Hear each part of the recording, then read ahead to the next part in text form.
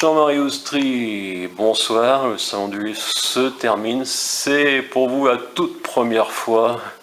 Alors ça fait quoi d'être dans un salon du livre? J'ai découvert pour la première fois un salon du livre, donc ici à Montcuq, et personnellement j'en suis ravi parce que ça permet de parler avec le public, ça permet de rencontrer aussi des auteurs confirmés, et donc... Monsieur le sous-préfet conclura.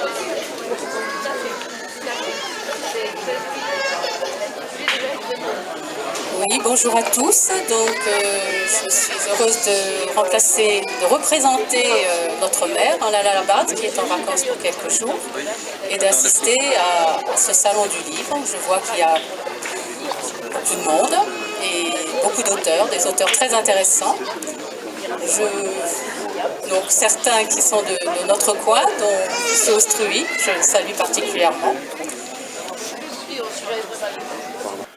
Quand on a la possibilité de permettre à des auteurs d'effectuer leur premier salon du livre, en plus quand ils vivent pas loin de chez nous, on est très heureux de les accueillir. Donc aujourd'hui, pour le troisième salon du livre, notre nouveau, celui qu'on a lancé dans le bain des salons du livre, Jean-Marie Oustry, qui a publié deux livres de poésie, va nous en parler.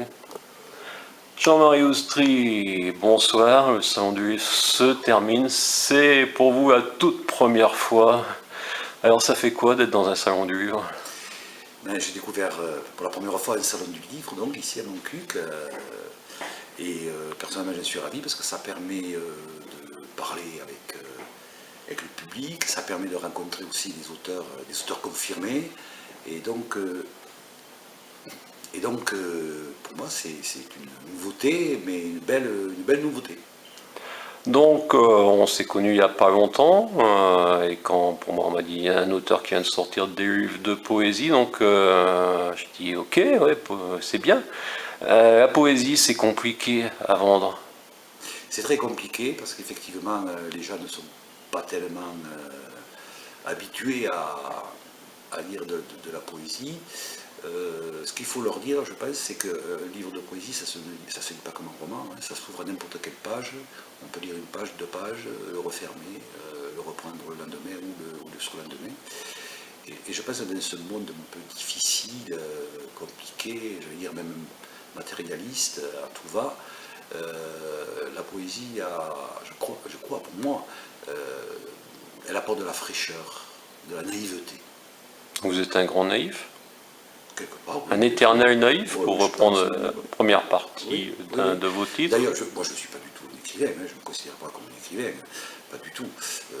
Voilà, je griffonne des textes. Hein. D'ailleurs, les deux recueils, ils ont été écrits dans un délai de... Enfin, le premier, j'avais l'âge de 18 ans, c'était au lendemain des événements de mai 68. Donc ce livre qui vient d'être publié, ou qui a été publié il y a peu de temps, oui, a été écrit quand vous aviez 18 ans. C'est le premier qui a été écrit. Oui, donc le premier, celui-ci, c'est quand vous aviez 18 ans. C'est ça. Donc c'était il y a combien de temps? Une quinzaine d'années? Oui, presque. C'était au lendemain des événements de mai 68. Donc c'est marqué un peu par ce qu'a amené mai 68, notamment beaucoup de libération, beaucoup de questions philosophiques, métaphysiques. Ce n'est pas qu'un recueil. Donc celui-là est sorti quand? Il est sorti dans les années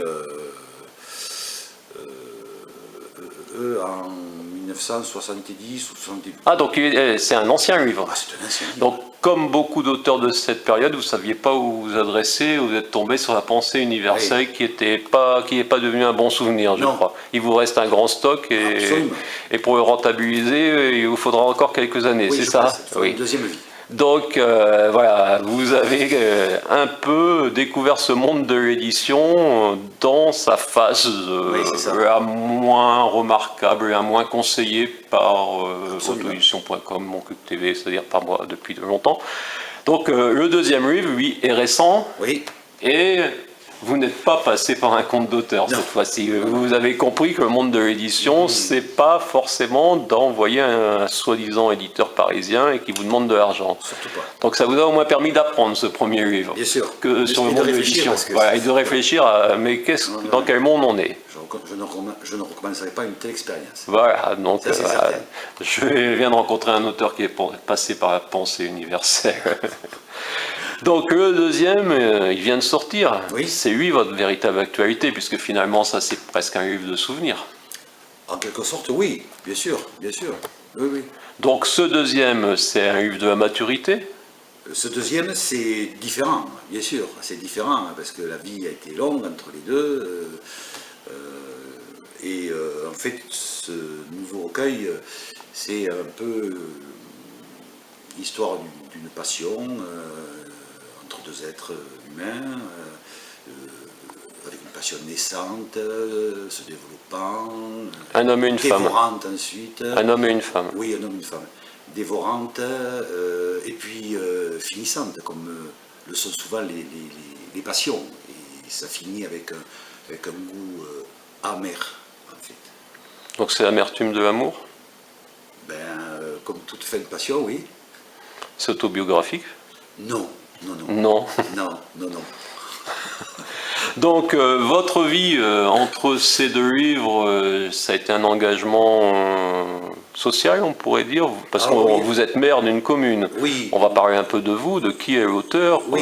Jean-Marie Oustry. Oui, d'abord, Donc, vous êtes maire de Villesec, Villesec, qui depuis est un voisin. 2014. 2014. J'ai Donc laissé- avant 2014, que s'est-il passé dans votre vie? Alors en 2014, d'abord j'ai commencé, j'ai exercé mon métier en préfecture. Qui était?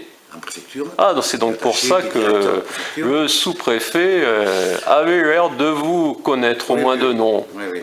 peut-être Et- même plus. Et voilà, donc j'ai voyagé dans diverses préfectures, Donc vous avez été muté, comme on dit. Rhône, l'Ariège, l'Aude, puis ensuite je suis parti très loin, à Wallis-et-Futuna, donc à 22 000 km de la métropole, puis ça a été la Guadeloupe, et j'ai terminé ma carrière à la préfecture du Lot, parce que je ne suis pas lotois, mais j'ai trouvé ce département très...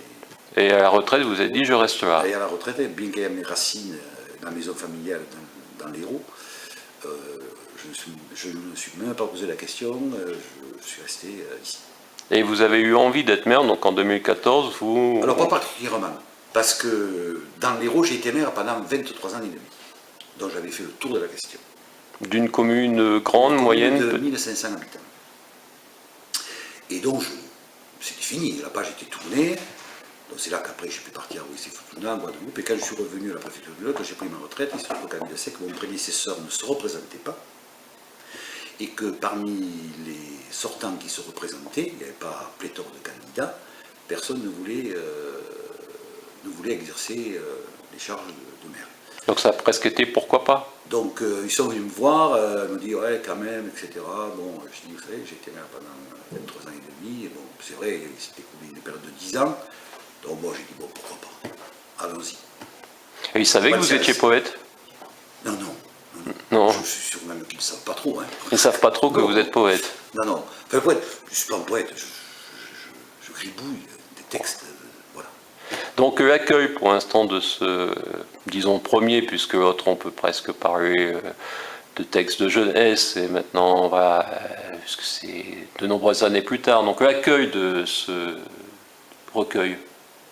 Ben, l'accueil, ma foi, il n'est pas encore très connu, quoi, hein, mais grâce Oui, à donc nous- c'est la difficulté à trouver des points c'est ça. où le montrer. Oui, oui, donc le salon du livre, pour moi, le premier salon du livre, ça a été une opportunité pour le présenter. Enfin, le présenter, voilà. Donc sinon les médias c'est compliqué quand on sort un recueil de poésie. Bon, c'est très compliqué, oui. Bon, bien que la Dépêche du Lot et les autres médias de presse, Petit Journal ou les Carcinoises, en ont parlé. Mais ce qui entraîne pas forcément de grandes ventes. Non, bien sûr que non. Mais je ne me fais pas d'illusions. Pas du tout. Donc les prochains salons du livre c'est où? Vous avez un planning ou- Non, non, pas du tout. Donc voilà, on pourra vous découvrir et gentil. certains, peut-être, certaines et personnes de Villesec vont découvrir que leur mère écrit de la poésie. Certains le savent, mais bon. Mais voilà, c'est Je, aussi. je ne veux pas mélanger les deux.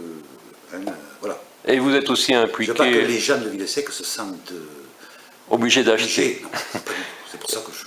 Et vous êtes aussi engagé dans la politique au niveau du département, parce que vous êtes, comme on dit maintenant, remplaçant. J'étais, oui, le remplaçant de Marc Gastal. Voilà. Ah, vous êtes. J'ai fait la campagne, oui.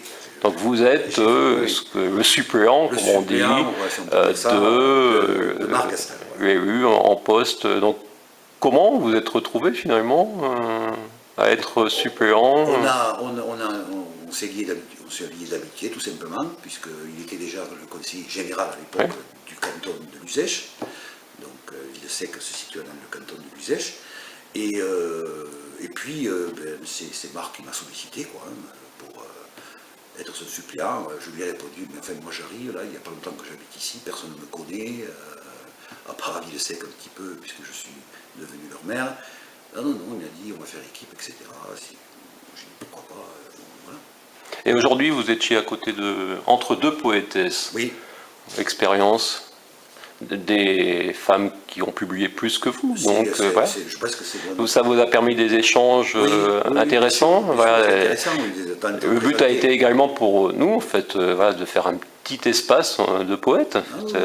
Donc c'était intéressant pour vous d'être à côté de deux personnes qui ont publié depuis quelques années, dont Valérie Rinaldo, qui avait vécu son premier salon du livre il y a 2 ans. Donc pour vous, c'était quelque chose d'intéressant? Oui, c'était intéressant. J'ai vu la manière dont elle faisait pour présenter leur ouvrage, pour solliciter les gens, etc. Bon, voilà, c'était intéressant. Et puis, j'entendais notamment, elle parlait de leur ouvrage, etc. C'était intéressant. Oui, puis bon, c'est des personnes qui publient depuis quelques années, donc ça permet aussi, voilà, c'est ça, d'avoir un échange. Donc oui, Salon du Livre, finalement, c'est ça aussi, c'est des échanges avec des auteurs. Entre les auteurs. Voilà. Oui. Alors que je ne rencontre pas beaucoup d'auteurs. Donc finalement, même si à Villesèque, nous avons créé, il y a quelques mois, un club de littérature qui s'appelle Fusion Lecture, qui se réunit tous les premiers jeudis du mois, et on parle de bouquins, c'est pas réservé à la poésie, c'est tous les genres sont abordés, chacun parle de tel ouvrage qu'il a lu, etc., etc. Et donc ça permet aussi de renouer un peu avec la lecture, de promotionner la lecture. Donc c'est tous les premiers jeudis du mois à Villesèque. Donc voilà, on termine finalement par une conclusion où, en tant que maire, vous n'oubliez pas de parler de la vie locale. Donc je vous remercie, Jean-Marie Oustry, et pour nous ça a été un plaisir de vous accueillir et de vous faire entrer dans cette grande famille. Et je vous en remercie beaucoup. Merci à vous. Vous avez fait le bien, madame de Bourg. Comme je disais, j'aurais dû on voit que c'est Jean-Marie, donc c'est pas pareil. Mais il y en a un aussi, parce que j'ai lu les 2 premiers, c'est-à-dire que les 3 on se retrouve le 26 maintenant. Je vais faire la transformation, il n'y a pas de souci. Annie Ferrer. Oui, parce qu'il y aura des stages, mais pour les gens.